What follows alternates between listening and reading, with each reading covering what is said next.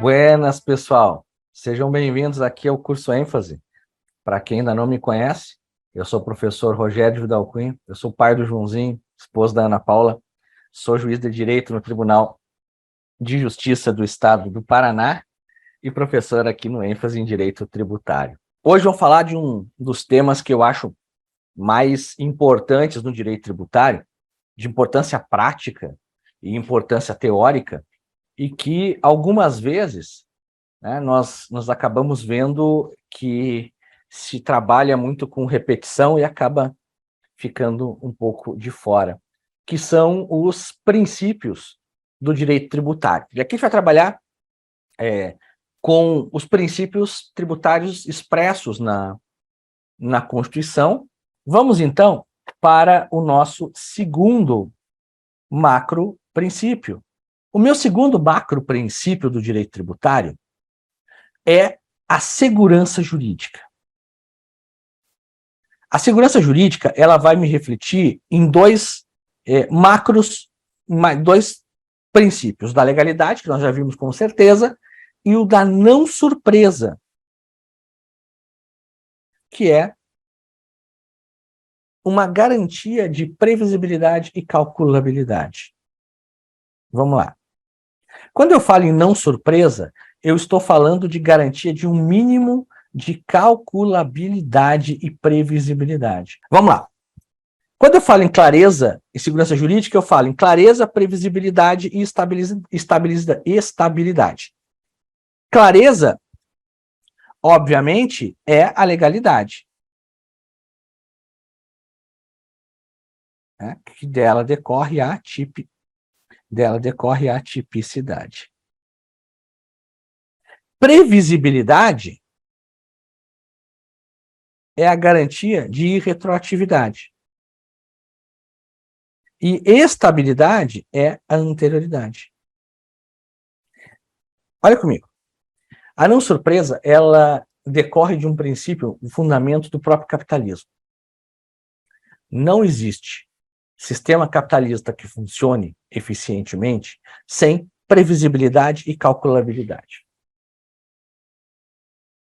Quando eu fazia estágio, isso lá em 97, nós trabalhávamos, o escritório que eu estagiava, trabalhava para uma empresa de operador portuário. E essa empresa, ela tinha como slogan a seguinte frase: no Porto de Rio Grande, desde 1797. Porque a minha cidade natal foi fundada em 1737. Então, desde 1787 ou 97, eles já estavam trabalhando no Porto de Rio Grande. Isso era 97.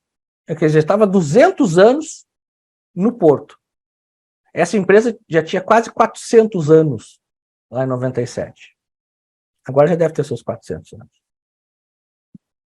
Pergunto, essa empresa faz os planejamentos tributários dela em quanto tempo?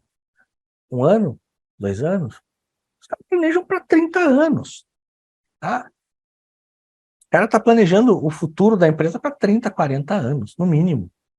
Então, como é que eu vou ter capitalismo se eu não tenho previsibilidade? E é por isso que eu tenho esses dois princípios fundamentais. O primeiro é o da irretroatividade.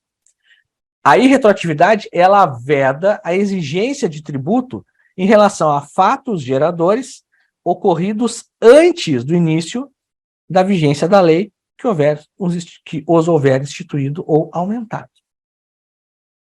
A irretroatividade, ela é um complemento da legalidade. Porque de nada adianta eu exigir lei se essa lei pode se aplicar a fatos anteriores a ela existir. Qual a utilidade? Nenhuma. Então ela reforça a legalidade. Ela está dizendo, ó, não basta que tu venha por lei exigir o tributo. Eu vou te exigir também que essa lei só valha para o futuro. Então a regra do direito tributário é que ele só vale para o futuro. Essa é a essência da irretroatividade. O direito tributário, então, não tem nenhuma hipótese de aplicação retroativa? Tem. Várias. mas já anota isso aí. No direito tributário, a retroatividade da norma mais benéfica é limitada às infrações à legislação tributária. A norma material tributária, mesmo que mais benéfica, não retroage. Onde eu extraio isso? Eu extraio isso do artigo 144 do CTN. Esse artigo vai nos dizer que o ato de lançamento constitui o crédito tributário, retroagindo a data de ocorrência do fato gerador e aplicando a legislação então vigente, ainda que revogada ou modificada. Então, se pega o ITCMD, que o TCMD como no aspecto causa-mortes, em que o fato gerador do tributo é o evento morte. É o artigo 1794, né, princípio da Sayre-Simon, ou Suzanne, como diz os franceses. Quando a pessoa morre, não existe patrimônio sem titular. Por ficção jurídica, esse patrimônio se transmite imediatamente aos herdeiros, conhecidos ou não. Nesse momento ocorreu o fato gerador do ITCMD. Se quando o sujeito morreu, a alíquota do ITCMD era de 4%, e quando vão fazer o inventário, a alíquota é de 2%, qual alíquota eu aplico? De 4%. Se quando vão fazer o inventário, aquele Estado revogou a lei do ITCMD, ele não cobra mais ITCMD. Se não foi concedido remissão, ou seja, perdão daquela dívida, vai ter de lançar igual. Então, no direito tributário, somente as normas benéficas em relação a infrações à legislação tributária são retroativas. As normas tributárias materiais que criam ou majoram tributos nunca serão retroativas, mesmo que reduzam o valor do tributo. E em que casos, então, eu tenho a norma tributária aplicando-se retroativamente? Quando ela for expressamente interpretativa, e aqui ainda é uma concepção extremamente ultrapassada, vinculada à escola da exegese, em que o legislador era o único senhor da lei. Então, uma lei expressamente interpretativa é uma lei que não cria nada, ela só revela um sentido que já estava na norma anterior. Por isso que ela é retroativa, ela não criou nada. O legislador quis dizer isso, mas a gente foi burro demais para perceber. Aí vem o legislador e faz uma nova lei para explicar, interpretar o que ele quis dizer. Óbvio que isso, no momento atual, tem uma aplicação extremamente limitada. Agora, tanto que, quando se tentou fazer uma norma expressamente interpretativa, que foi a Lei Complementar 118, o Supremo considerou inconstitucional. É inconstitucional o artigo 4º, segunda parte da LC 118, de modo que, para os tributos sujeitos à homologação, o novo prazo de 5 anos para repetição ou compensação aplica-se somente às ações ajuizadas a partir de 9 de junho. Essa lei complementar, ela tentou dar uma... Como é que eu vou te dizer educadamente? Tentou dar um ressignificado à jurisprudência do STJ, que entendia que nos tributos sujeitos a lançamento por homologação, o prazo para repetição de indébito começava a correr da homologação tácita. Então, 5 anos para homologação expressa ou tácita, depois desses 5 anos começava a correr o prazo para lançamento, para repetição de indébito. Veio o legislador e disse, não, o prazo para repetição conta. Eu, legislador de 2005, estou interpretando o que o legislador de 66 disse. E como nós somos todos um corpo único, uniforme e inerrável, eu agora, em 2005, eu tenho a capacidade de dizer que lá em 66 eles quiseram dizer isso, e não o que o STJ está interpretando.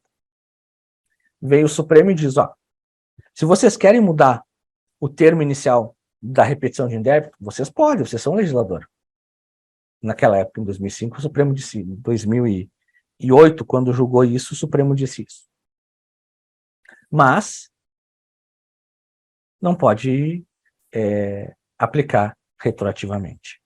A segunda hipótese é quando se tratar de ato não definitivamente julgado. Veja, aqui é outro diferencial do direito tributário para o direito penal. No direito penal, ainda que tenha transitado em julgado a sentença, a lei tributária, a lei penal mais benéfica se aplica. Reduziu a pena em 1 mês, falta 1 mês para o cara cumprir a pena e pum, saiu. No direito tributário, só se aplica retroativamente a norma mais benéfica relativa a infrações à legislação tributária se o ato não tiver sido julgado em definitivo. E o que é não julgado em definitivo? É a ausência de julgamento na esfera administrativa ou judicial, inclusive execução fiscal não embargada ou com embargos ainda não julgados em definitivo. Então, se já julgou os embargos de execução ou já transitou em julgado, aí eu tenho um ato definitivamente julgado. Perfeito? Ótimo. E aí eu tenho uma pergunta para vocês. A lei tributária, ela não retroage para abranger os fatos pretéritos, certo? E a lei procedimental? O que é a lei procedimental? É aquela lei que cria novos mecanismos de fiscalização ou amplia os mecanismos de fiscalização já existentes. Essa norma, ela tem o condão de se aplicar de forma retroativa? Tem.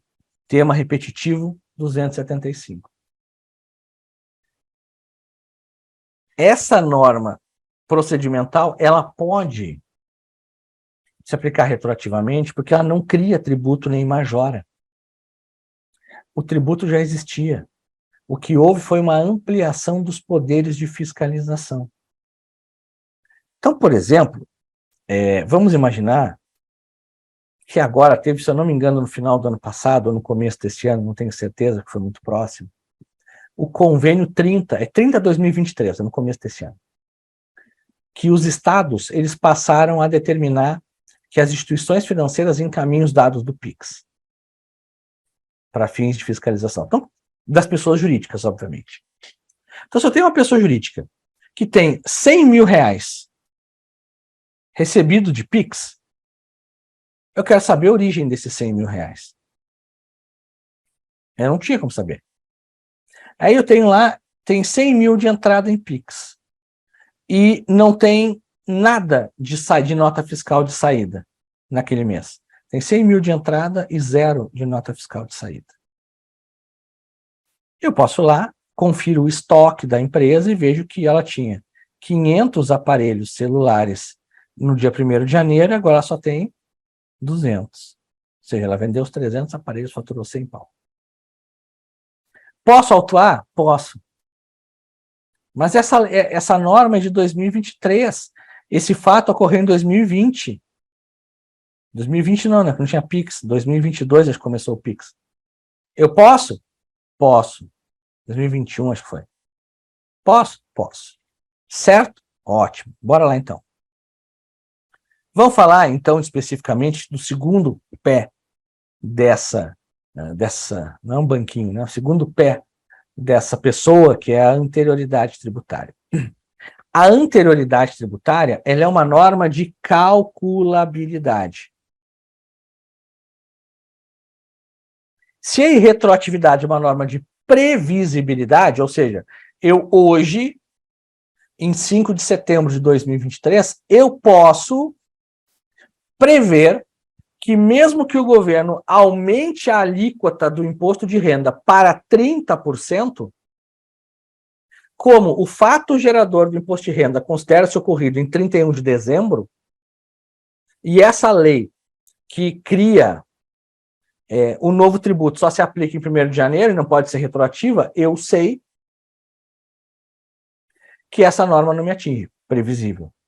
Agora, a calculabilidade é a anterioridade, porque a anterioridade proíbe a pessoa política de exigir tributo no mesmo exercício financeiro em que foi criado. Então, eu postergo a exigência do tributo para o primeiro dia do exercício financeiro seguinte. No direito financeiro brasileiro, o exercício financeiro corresponde ao ano civil. Então, é de 1º de janeiro a 1º de dezembro. A anterioridade, ela abrange 2 aspectos, segundo o Supremo Tribunal Federal, segundo a Constituição. O primeiro aspecto é a instituição de tributo, que é a sua criação. Então, quando o Estado cria um tributo, ele somente pode exigir esse tributo a partir do primeiro dia do exercício financeiro seguinte. Isso me permite calcular. Então, imagine que o Estado resolva criar em 2023 o IGF, Imposto sobre Grandes Fortunas. Quem tem uma grande fortuna vai ter até 1º de janeiro do ano que vem para calcular o que vai fazer. Eu tenho lá 500 milhões de reais investido na Bolsa. Pega lá aquele senhor lá de São Paulo, tem 1,5 bilhão investido na Bolsa. 1 bilhão e meio. Isso é uma grande fortuna? Não sei.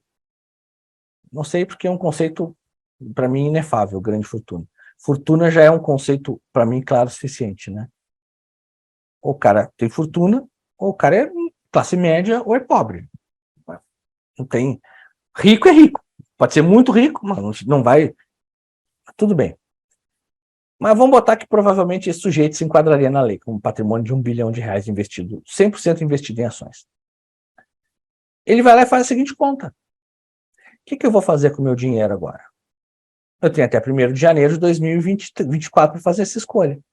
Bom, então eu tenho até lá para decidir. Se eu vou assumir esse ônus, vou contribuir com o meu dever fundamental de pagar tributos. Se eu vou liquidar todas as minhas ações do Brasil, pegar o meu dinheiro, converter em Bitcoin, botar num pendrive e mudar para os Estados Unidos. Com 1 bilhão, com 200 milhões de dólares num pendrive, em criptomoeda. Ou se eu vou pagar o tributo, eu posso fazer essa escolha. Para isso que serve a anterioridade. O outro aspecto relevante é a majoração. A anterioridade se aplica para a majoração.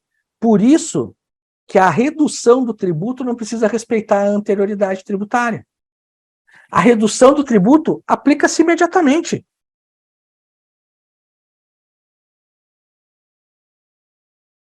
Inclusive, esse ano a VUNESP cobrou isso numa prova. Está até no final da nossa aula, está no final.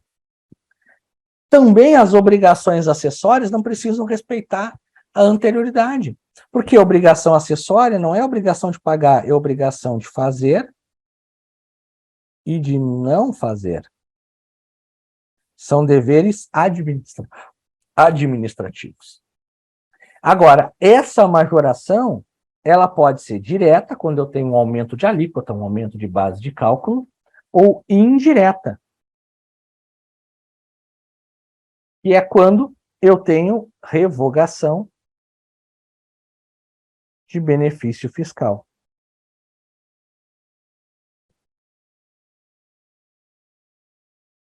Eu tenho revogação de benefício fiscal.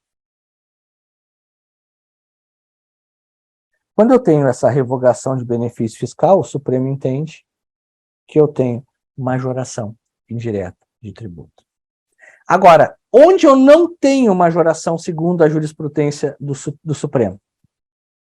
Em 2 situações.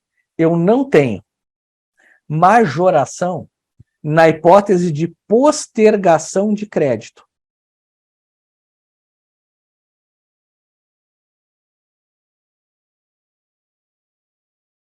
Pensa nos tributos não cumulativos, como é o caso do ICMS. Todo o ICMS que incidiu nas operações anteriores é abatido das operações posteriores. Então, como é que abate? Esse ICMS que eu incidi na operação anterior entra como crédito. E aí eu pego esse crédito e desconto do ICMS da minha operação. Se o Estado vem e diz, olha, tu pode, por exemplo, tem uma indústria de pescado, tu pode te creditar do ICMS que incidiu sobre o combustível dos teus navios de pesca. Operação anterior. Mas só pode fazer isso daqui a 6 meses.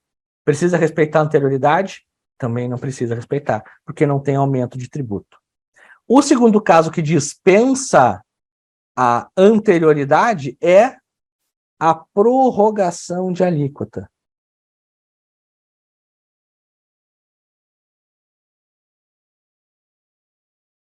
A prorrogação de alíquota também dispensa o respeito à anterioridade. Pega um exemplo, imagina que o estado do Paraná, que é onde eu resido, ele resolveu, lá no ano de 2021, aumentar a alíquota do ICMS sobre refrigerantes, de 12% para 14%.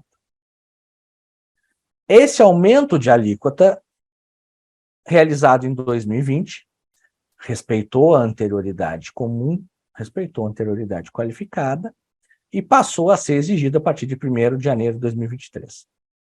A lei disse que essa alíquota majorada valeria até 31 de dezembro de 2023.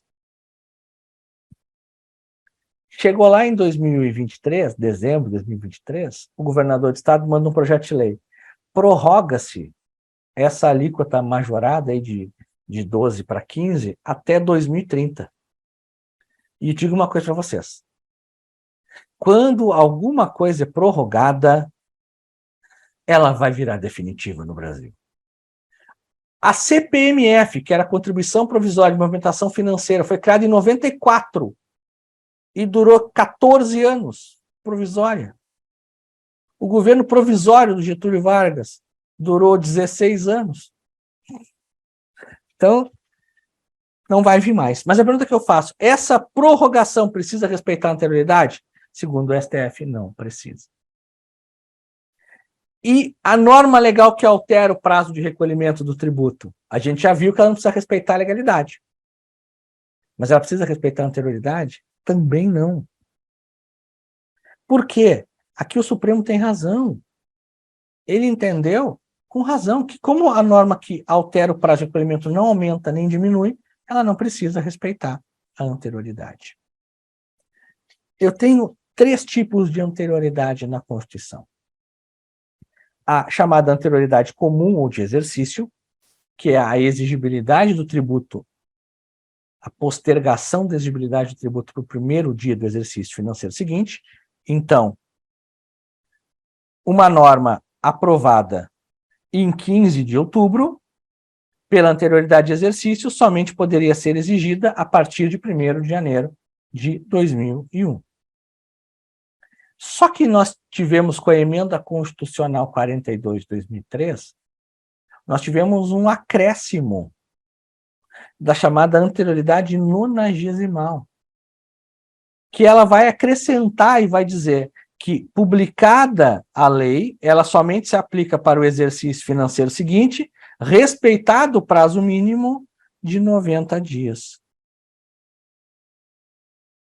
Então, a lei publicada em 15 de outubro, ela somente seria exigível dia 1º de janeiro. Mas com a anterioridade qualificada, eu vou acrescentar 90 dias dessa data e ela somente será exigível dia 13 de janeiro de 2001. Pergunta que eu faço para vocês. O prazo de 90 dias, ele é contado da publicação da lei ou do primeiro dia do exercício financeiro? Ou melhor dizendo, esse prazo de 90 dias, ele é simultâneo ao da anterioridade de exercício ou ele é sucessivo? O Supremo entendeu que ele é simultâneo. Então, olha só, por isso que aqui está bem claro. A lei foi publicada em 15/10. Ela seria exigível em 1º de janeiro, mas como sujeita a ser anterioridade qualificada, ela só vai ser exigível em 13 de janeiro. Se eu fosse contar 90 dias de 1º de janeiro, ia dar bem mais do que o dia 13. E eu tenho uma terceira hipótese de anterioridade, que é a chamada anterioridade mitigada, que é a anterioridade das contribuições sociais para o custeio da Seguridade Social, aquelas lá do artigo 195, e do IPI.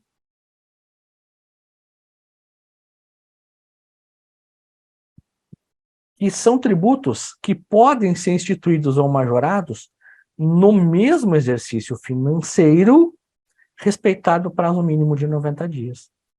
Por isso vocês vão achar essa anterioridade mitigada, como noventena, que é uma exceção à anterioridade de exercício. Então, o tributo pode ser exigido no mesmo exercício financeiro, respeitado o prazo mínimo de 90 dias. Então, se foi aprovada a lei em 15 de agosto, ela será exigível em 13 de novembro. Então, com isso a gente fecha a anterioridade tributária. Aqui. Né? Vamos resumir rapidinho. A anterioridade, o que eu tenho? Eu tenho anterioridade. É uma vedação de exigência de tributo por... Desculpa, essa hora você dá uma falhada. A irretroatividade é a vedação de exigência de tributo por fatos anteriores. Ela, somente vamos ter no direito tributário possibilidade de retroação nas hipóteses do artigo 106 ou da norma do tema repetitivo 275. Já a anterioridade, ela é uma garantia de calculabilidade, porque ela veda a exigência do tributo no mesmo exercício financeiro, igual ao ano civil, e ela é limitada à instituição ou à majoração do tributo, direta ou indireta. Vou botar aqui uma questão para vocês, vou compartilhar de novo a tela para a gente ver, para vocês verem como, às vezes, o pessoal gosta de fazer maldade com o concurseiro. Olha essa questão que caiu no concurso 2023, desculpa, volta aqui, tipo, né, da VUNESP, na Prefeitura de Marília. O Poder Executivo, após discussão com a equipe econômica, decide aumentar as alíquotas do IOF, incidente sobre operações de crédito, e diminuir a alíquota do IPI, incidente sobre a linha branca de eletrodomésticos. A esse respeito, ó, aqui é a letra E. Então, quase todo mundo errou essa questão porque esqueceu um detalhe simples. Ó. Tanto a alteração de alíquota do IOF quanto a de IPI não necessita observar a anterioridade nonagesimal e anterioridade anual. Aí tá dizendo, Rogério, mas o IPI, ele tem de respeitar os 90 dias. Tu falou isso? Falei. Mas olha aqui. Eles queriam diminuir a questão, diminuir a alíquota. E para diminuição, eu não preciso respeitar a anterioridade.